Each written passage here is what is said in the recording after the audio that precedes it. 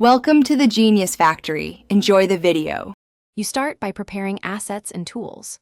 First, pick 3 5-portrait images cropped to 1170 x 2532 or a centered 16:9 for that iPhone look. This preserves composition.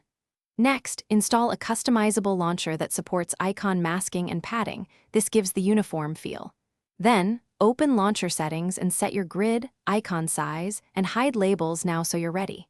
Once done, you'll have the canvas and controls you need to mimic iPhone wallpaper behavior on Android. Now you build the layered wallpaper that emulates iPhone depth.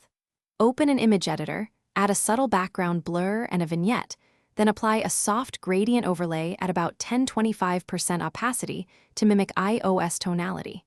Center your subject and leave extra space above for clocks and widgets.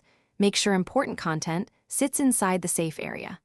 Export the final PNG at the phone's full resolution. Then test both static and parallax settings in the launcher to see which matches the iPhone aesthetic best.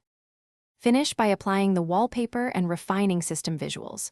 You set the exported PNG for home and lock screens, adjust parallax or scroll sensitivity around 0-20% so movement feels subtle, and make sure scaling is set to center crop.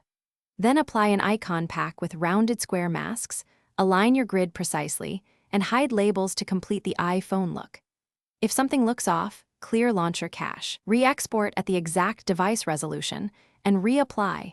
This fixes most sizing and alignment issues quickly. Thanks for watching. If you found this helpful, don't forget to like and subscribe.